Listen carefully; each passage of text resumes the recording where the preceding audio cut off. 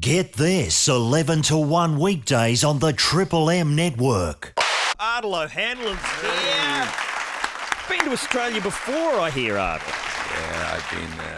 I arrived with the original settlers. The original comedy settlers in 1995. Oh, pre-Father Ted. Pre-Father Ted, yes. I'm a pioneer. I arrived to do a residency in a club called The Last Laugh in Melbourne. Yes. 6 weeks I spent there, and it was really a fantastic time. My first ever overseas adventure as a stand-up, so it was great. I thought this was going to be like all the time. Was stuff thrown at you often at The Last Laugh, an object just come hurling out of the spotlight? The odd legged chicken and things like that. Yes, that's approval. Yeah, The Last Laugh. Oh, really? The old good, shouting good, legs of good. chicken. They love you. I always think you're involved in a good stage production where you can hear cutlery. Yeah, during the performance. I know. I mean, I can't actually go on now unless my sidekick or somebody is rattling cutlery. And Ed was just bringing you up to speed with some of our great Australian traditions, like Movember. Yeah. Dates back to the 18th century, Oh, doesn't it? yeah, I think so. I think it was pretty unanimous back in those days, and now people are bringing it back for November. Well, we've nothing like that, but we had a thing, or we used to do this, myself and my friends. It's just whenever we met people from overseas, we would tell them about a great thing that you could do is you could stick a bit of tomato in your ear. Right. That was an Irish tradition. It was like people chewing tobacco or something like that. You get the same sort of buzz out of it, So we got these Swedish guys to put tomatoes in their ears and walk around. And they were feeling it? They were feeling the buzz? They were feeling very angry with us within a few minutes of doing that. We had David O'Doherty here yesterday, and he claims he's never seen a glass of green beer in Ireland. No. He's never heard anyone use the phrase "to be sure." I mean, it's shattering all of our illusions. I know. I ended up doing a radio show in Adelaide, and the whole discussion for a long time was about shillelaghs. And people ringing in about shillelaghs, and we've never heard of shillelaghs in Ireland. What is a shillelagh? It's a big stick. I can't believe I'm about to have the discussion with you guys now again so soon afterwards. But it's a big stick that men used to carry around years ago. But it's a tourist thing. It's a piece of tat that people sell to American tourists. There you go. Well, other people on kind of heritage tours, because I've heard a lot of Americans and stuff go over to try and find out about their Irish heritage and all that kind of gear. That happens. Sell them a stick, and away they go. Sell them a stick, exactly. A big gnarly old blackthorn rod, and that's it. They found their roots. They do what they like. Great. I'm sure there would have been a shillelagh at least glimpsed in the background of a Father Ted episode. No. If anything, what Father Ted, I think, tried to do, and it probably didn't succeed very well, was to completely undermine all the stereotypes about Ireland. So you had the incredibly drunken lecherous priest so over the top that, it was like pulling the rug from that particular stereotype about the Irish, that they're all drunken lechers. And then, you had the incredibly stupid priest, which is my character. And, again, that was because, in Britain, the Irish were generally regarded as quite thick. Yeah, the jokes came out here as well. Yeah. So that was sort of, I think, some attempt to overthrow that particular notion. It's an absolutely brilliant show, and it's a classic show. But out here, I'm not sure if you're aware, it's not as well known as it should be. And I think the first series was shown at a bizarre time on Channel 7. 10:30 or something. The second series wasn't shown at all, and then the third series was shown close to midnight on the ABC. So it's a sexy show, new time of midnight. Yeah. So it's one of those shows people have discovered for themselves on DVD, or now Foxtel are showing it. Yeah. And every 6 months, someone will call me up and go, "Oh, I was just laughing at the show I've never seen before," and that it's going to be fun. Well, in a way, that's the best way, Yeah. I object to shows that are hyped beyond all sort of Desperate Housewives kind of and they're really hyped up, and you're expecting you tune in and you go, well, what's the big fuss about it? I mean, it is much better to discover things on your own, isn't it? And it's all the thing is, in this country you hear a show it's called Father Ted, you think, oh, it's going to be the Vicar of Dibley, it's going to be cups of tea and sandwiches and things. So I didn't watch Father Ted for ages because that's what I thought, and then I just saw 5 minutes of it, and there was a scene about Radiohead. Yeah. I think you were listening to Radiohead. Hang on. Maybe it's not Derek Nimmo. No, it's quite smart. I mean, in Ireland, it was the same thing. People just thought, program about priests, and it was made on British TV. And, for the first series, no one in Ireland watched it at all. And then, by the time the second series came around, or the first series was repeated, the whole of Ireland were totally behind it and claimed it as their own show. And, everything stopped when Father Ted, was on in universities and pubs and everything. It's just... Sweet. Yeah, it's kind of weird. And now, look, this is a bit of a cliche question, but, favourite episode for me, I think it's the Eurovision Song Contest episode, which one do you? Which one would you put on for your kids? Which one? Come on. I would pick little clips out of lots of them and I'd stick them all together. But if I was to pick one, it's probably the Speed 3. Oh, yes. The milk float.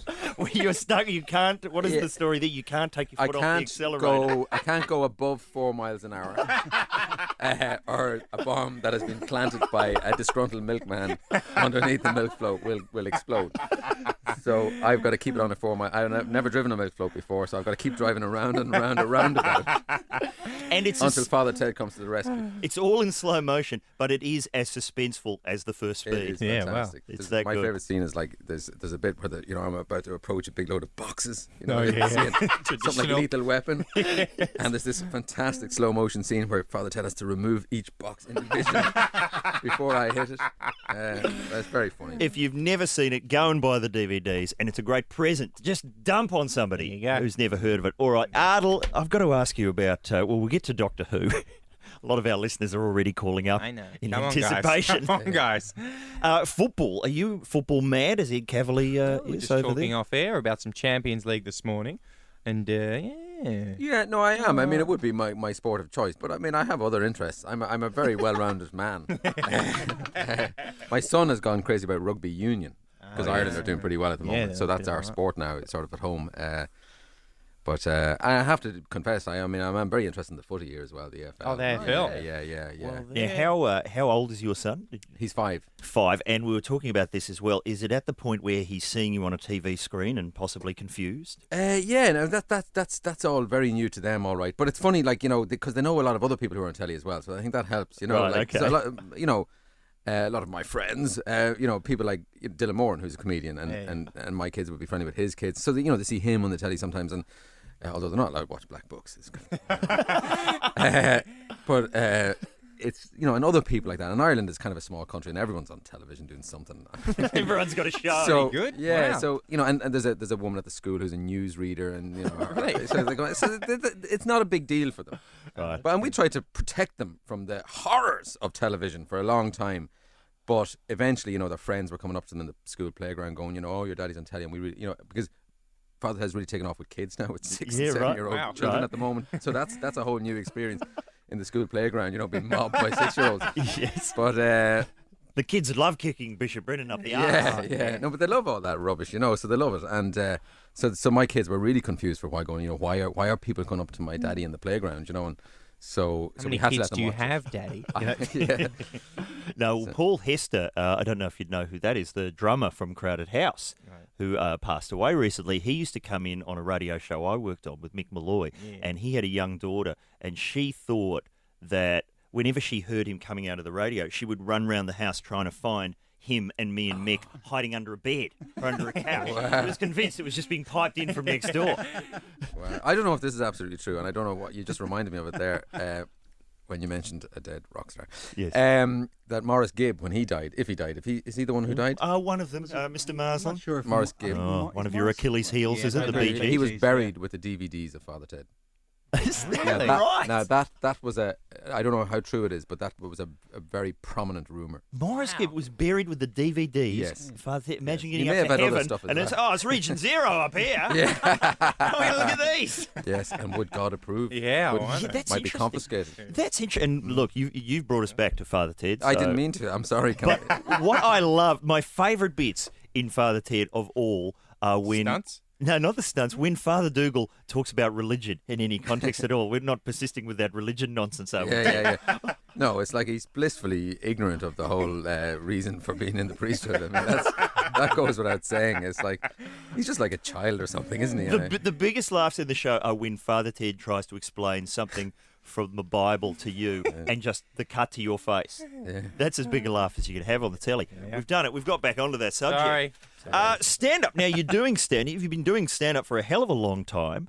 You've been out here before, but one service we'd like to provide for visiting stand-ups is anything you need explained, any sort of cultural references that Local references. Yeah, well, no, I had a few issues. Luckily, I've had a week in Adelaide, so I've had a little bit. Yep. Yeah. So I was doing jokes about, like, Oh, I can't believe I'm telling you this, but I was doing a joke about, if you're followed home and, you're breathing a sigh of relief and you're leaning against the door and someone puts their hand through the letterbox and grabs your jumper and there's stuff like that. And then I realised, of course, you don't have bloody letterboxes in Adelaide or in Melbourne or anywhere. So that caught me out. You mean right through the front door? Yeah, through the door. Yeah, you see, we have letterboxes. Yeah. And the rest of the world have letterboxes. But I mean, Which of makes a course, bit of sense. You have to be different here. You get delivered by carrier pigeon or something. But so I was doing. I was, Letterbox yeah, work. letterbox stuff. Letterbox stuff doesn't work here. I mean, I do very serious political stuff as well. Don't get me wrong, but just realise how lazy our postmen are. I mean, in England, they've got to go right up the front door. They go right up to the front door. They have to brave the dogs and the pets. And now they've got motorbikes here. Even a bike was too exhausting. And they're always going through the hard rubbish here, Ardal. Yeah. Like when it's council clean-up day and people are putting old fridges out on the front. A lot of our listeners ring in to say that the postie's been round. No letters, but he's taken a fridge home. So he's very happy. Very happy with himself. Excellent. Ardal O'Hanlon is sitting in for the whole hour. He's just giving some YouTube addresses to Ed. Any good stuff there? Just talking about one of the funniest ones ever is I sit there with my son, looking at really stupid things that happen on football matches or rugby matches. Beautiful. And there was one brilliant one where there's a guy injured on the soccer pitch and the two guys in the stretchers come on and they actually consult with each other first of all as to which way they're going to go, and then they pick up the guy, put him on the stretcher. One guy goes that way and the other guy goes that way.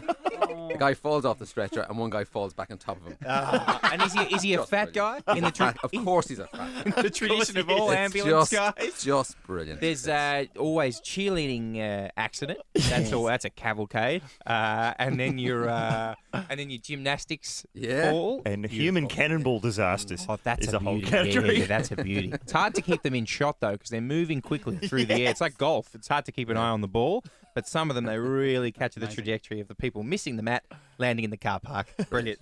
Brilliant. Okay. Now, tell us about your role on Doctor Who, because people are calling up. What did you do? I play a cat creature. People who are familiar with Doctor Who will have seen an episode last year where there's a kind of a nuns, an outfit of nuns who are cat nuns who kind of like nuns. They operate a hospital. Okay. And it was a really brilliant episode. New York is where this all happens. New Earth, and so this year, there's an eternal traffic jam, right, in New York. It's a really profound episode. It's like the brilliant thing about the current generation of Doctor Who is it's very moving, it's very funny, but it's also really profound in places. Well, so, the real world is catching up to science fiction. So gridlock, eternal traffic jam with just millions of vehicles. So I'm trapped in a vehicle for my all too short time in Doctor Who, and Doctor Who ends up in my car for a little while, in my vehicle for a little while.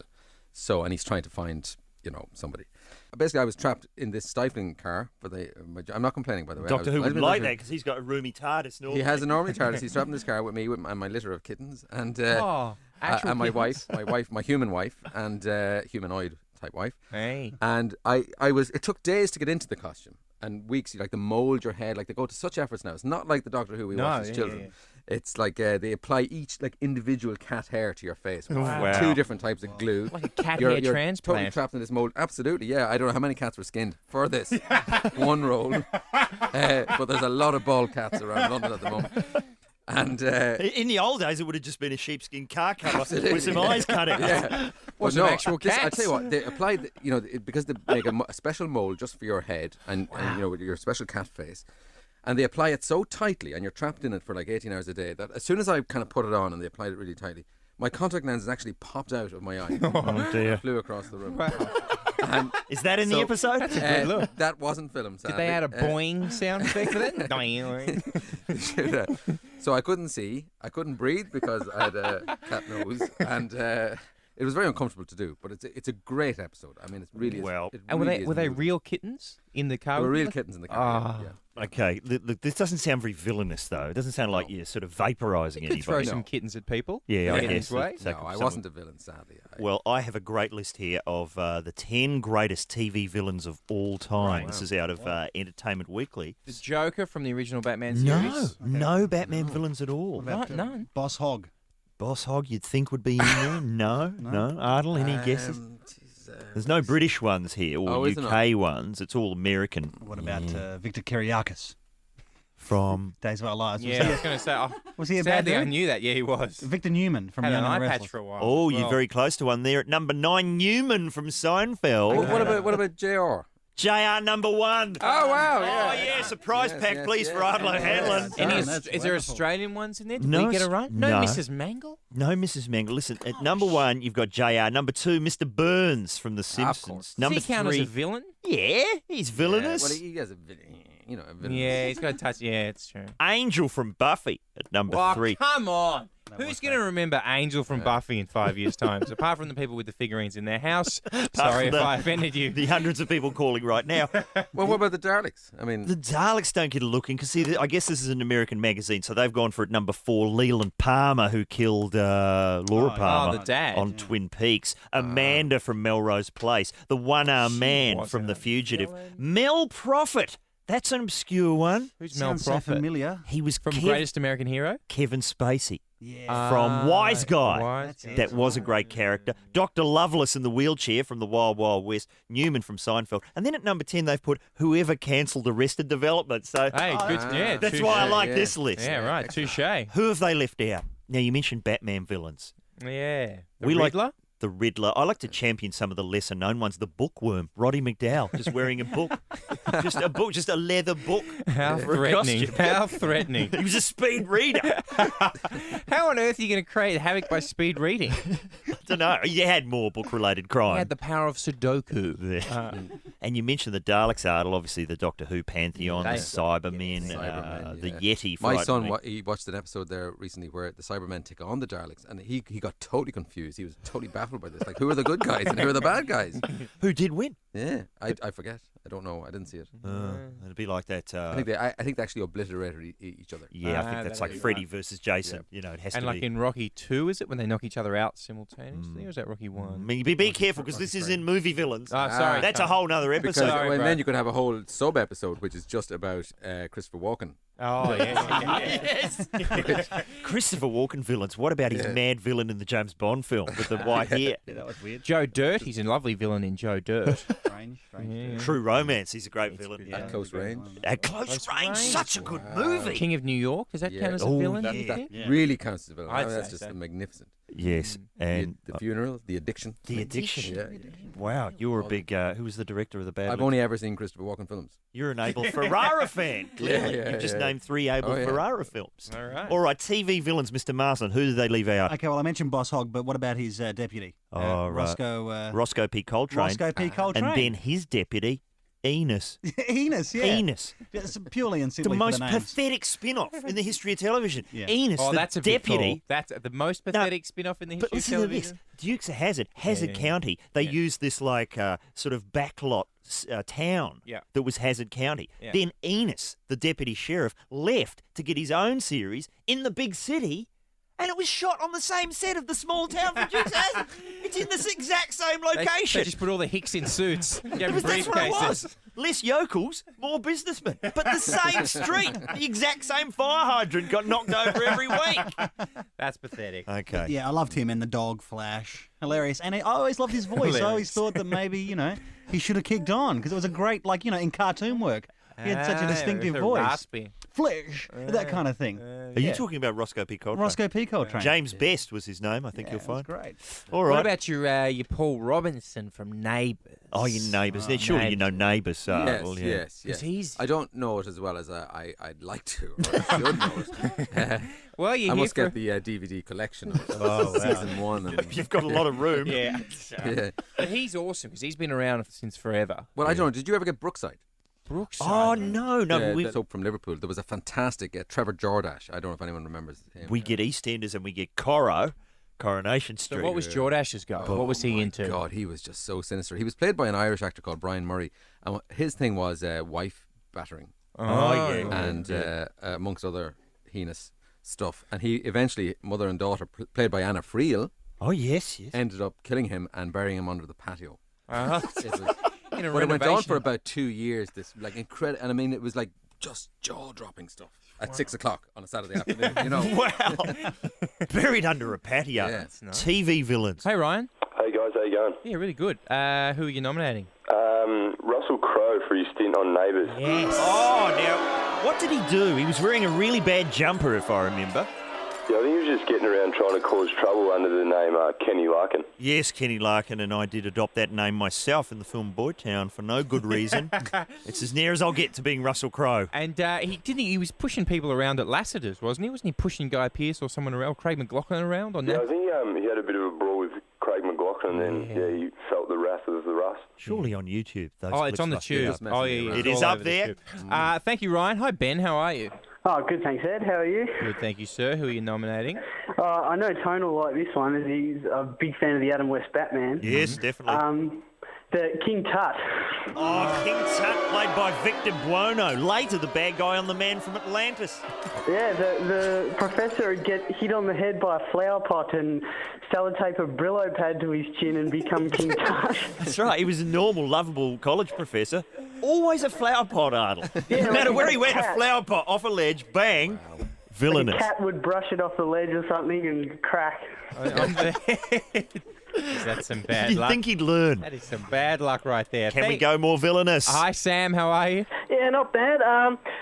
First, just say, Al, huge fan. Whole family loves Father Ted. I remember the very first ad the ABC showed for it. It was for Think Fast, Father Ted, and they just showed that scene with the rabbits at the Greyhound track, and I thought, I have to see this. If nothing else for rabbits at a Greyhound track, I have to see this. And so, which villain are you nominating? I'd Sam? have to say Bishop Brennan. Wow, excellent choice. Yeah. Evil, pure evil. Pure evil, you're absolutely right. And terrifying. And I'll tell you one thing, played by actor Jim Norton, he was a terrifying man to be around. And especially when he dressed up.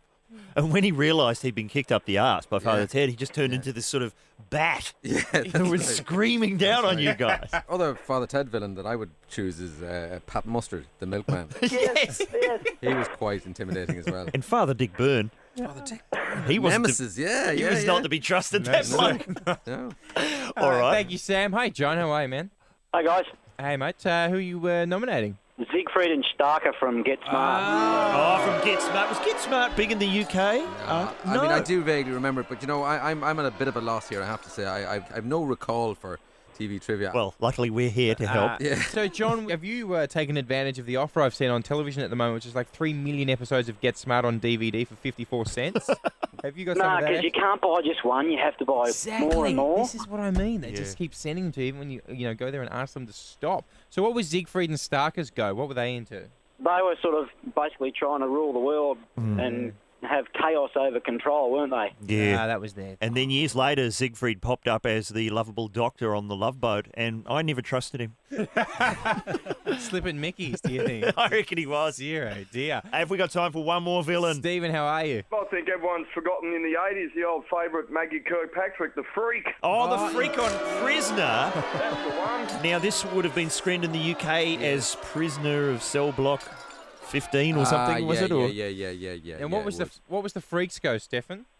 Oh, I think anything was her go. What she said went. Oh, is that right? And then if She ran you the whole prison. disagreed, you'd have your face put in the ironing press, I'm assuming. Oh, At the very least, I reckon. you'd be lucky. You'd be lucky to get away with a face pressing. Hey, just quickly, Tony, I watched me DGen the other day, the Champagne Edition DVD. Yes. I had to have it cracked up when you come out and you done the Arnold Schwarzenegger impersonation. Oh, yeah, that was actually me under all of that. Yeah, I know it was you, mate. You were fantastic.